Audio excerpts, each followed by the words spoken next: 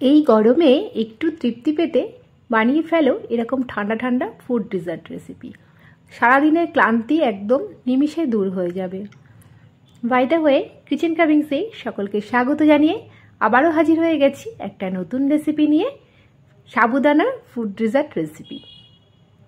বিশেষ করে আমার বন্ধুদের মধ্যে যারা রোজা রেখেছো, সারাদিনের ক্লান্তির পরে আর উপোসের পরে এরকম যদি ঠান্ডা ঠান্ডা সাবুদানার ফুড ডেজার্ট রেসিপি পাওয়া যায়, একদম মন প্রাণ একদম ঠান্ডা হয়ে যাবে। আশা করছি রেসিপিটি সকলের ভালো লাগবে। ভালো লাগলে লাইক কমেন্ট শেয়ার করার অনুরোধ থাকলো। পাশে থাকা বেল আইকনটি প্রেস করে সঙ্গে থাকবে নেক্সট রেসিপি দেখার জন্য। আর ভিডিওটি স্কিপ না করে পুরোটি দেখার অনুরোধ রাখলো। আর ভিডিওটি লাইক দিয়ে দেখা শুরু করো বন্ধুরা।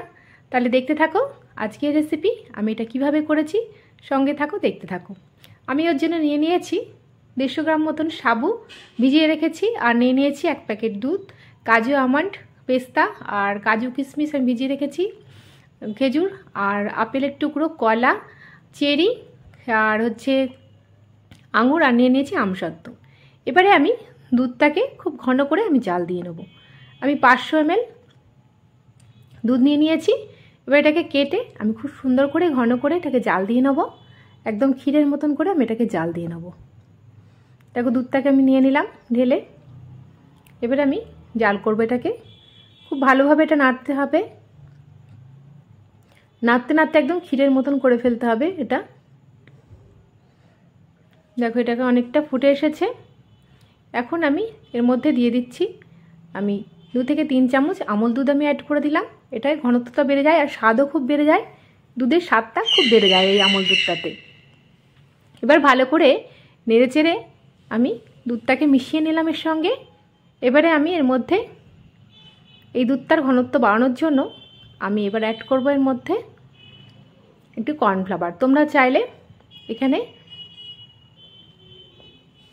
দুধটাকে ঘন করার জন্য আরও 2 চা চামচ আমল দুধ অ্যাড করতে পারো। আমি একটুখানি দুধ তুলে নিয়েছি এর মধ্যে, আর দিয়ে দিচ্ছি 2 চা চামচ কর্নফ্লাওয়ার। কর্নফ্লাওয়ারটাকে ভালো করে আমি গুলে নিচ্ছি ঘন করে। তারপরে আমি দুধের সঙ্গে মিশিয়ে দেবো, এতে দুধের ঘনত্বটাও বাড়ে আর খেতেও খুব সুন্দর হয়। দেখো আস্তে আস্তে দুধের ঘনত্বটা কতটা বেড়ে যাচ্ছে, আর দুধটা শুকিয়েও এসছে, এতে খেতেও খুব ভালো লাগে, একদম ক্ষীরের মতন লাগে দুধটা। দেখো দুধটাকে ভালোভাবে জাল করে নিয়েছি। এবারে আমি একটু চিনি অ্যাড করে দিচ্ছি তোমাদের স্বাদ অনুযায়ী। তোমরা যে যেমন মিষ্টি খাও সেই অনুযায়ী তোমরা চিনিটা দেবে। আমি খুব বেশি চিনি অ্যাড করলাম না, যেহেতু আমি ফ্রুটসগুলো এর মধ্যে দেবো। এর মধ্যে কাজু আমন্ড খেজুর দেবো, এতে খেজুরে এমনিতে একটু মিষ্টি ভাব থাকে, তাছাড়া আমসত্ত্ব অ্যাড করব এর মধ্যে। দেখো দুধটাকে আমি পুরো ভালো করে জাল করে নিয়েছি, মিষ্টিটাও অ্যাড করে দিয়েছি। এবারে আমি দুধটাকে একটা মিক্সিং বোলের মধ্যে আমি নিয়ে ঠান্ডা করে নেব। এদিকে আমি ভেজানো সাবুদানাগুলোকে একটুখানি বয়েল করে নেব। আমি আধ ঘন্টা আগে ভিজিয়ে রেখেছিলাম ভালো করে ধুয়ে। এবার দেখো আমি এটাকে বয়েল করে নিচ্ছি। আমি 10 থেকে 12 মিনিট আমি বয়েল করার জন্য ঢাকনা দিয়ে দিলাম। ফিরে আসছি 10 মিনিট পর। দেখো সাবুদানাগুলো সেদ্ধ হয়ে গেছে। আমি হাত দিয়ে দেখিনি কতটা সেদ্ধ হয়েছে। দেখো নরম হয়ে গেছে, একদম মিশে যাচ্ছে হাতের সাথে। এখন আমি জলটা ঝরিয়ে সাবুদানাগুলোকে আমি ঢেলে নিচ্ছি। এবার জলটা ঝরিয়ে নিয়েছি। এবার আমি একটু ঠান্ডা জল দিয়ে আমি সাবুদানাগুলোকে আমি ধুয়ে নিচ্ছি, যে আঠালো ভাবটা থাকে সেটা যাতে চলে যায়। দেখো জল ঝরিয়ে সাবুদানাগুলোকে আমি ভালো করে ধুয়ে নিয়েছি। এবারে আমি এই দুধের সঙ্গে আমি এই বয়েল সাবুদানাগুলোকে আমি অ্যাড করে দিচ্ছি। এটা খুবই সুন্দর লাগে খেতে, তোমরা অবশ্যই বাড়িতে একবার ট্রাই করবে। দেখো সাবুদানাটা আমি দুধের সঙ্গে মিশিয়ে দিলাম। এবারে আমি একে একে ফলগুলোকে আমি অ্যাড করে দেবো।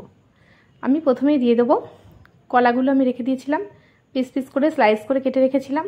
তোমরা তোমাদের পছন্দ মতন ফ্রুটস অ্যাড করতে পারো। আর দিয়ে দিচ্ছি কিছু আপেল, আঙুর, আর দিয়ে দিচ্ছি একটু আমসত্ত্বটা খুবই ভালো লাগে মুখে পড়লে। আর দিয়ে দিচ্ছি চেরি ফল, সবগুলো দিয়ে দিয়েছি। আর একটু খেজুর আর কিশমিশ আমি ভিজিয়ে রেখেছিলাম একটু সফট হওয়ার জন্য, সেগুলোও আমি ওপর থেকে দেখো অ্যাড করে দিলাম, দেখতেও খুব ভালো লাগে। আর কিছু ড্রাই ফ্রুটসও আমি এর মধ্যে অ্যাড করব। দেখো দেখতে কতটা লোভনীয় হয়েছে।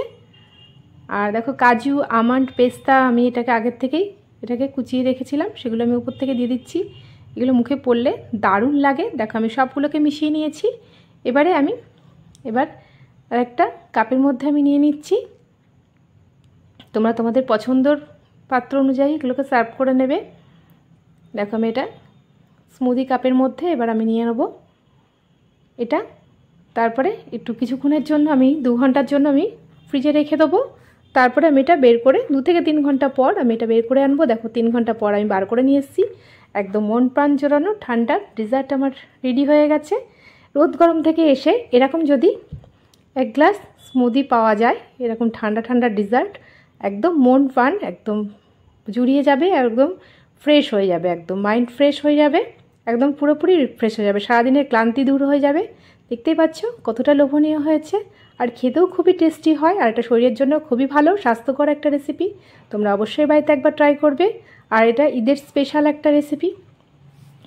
আমাদের বন্ধুদের মধ্যে যারা রমজান করছো, রোজা রেখেছো, তারা এটা অবশ্যই একবার ট্রাই করবে। আশা করছি রেসিপিটি সকলের ভালো লেগেছে।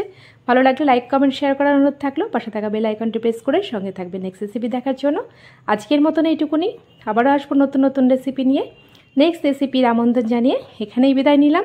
ভালো থাকবে, সুস্থ থাকবে, ধন্যবাদ।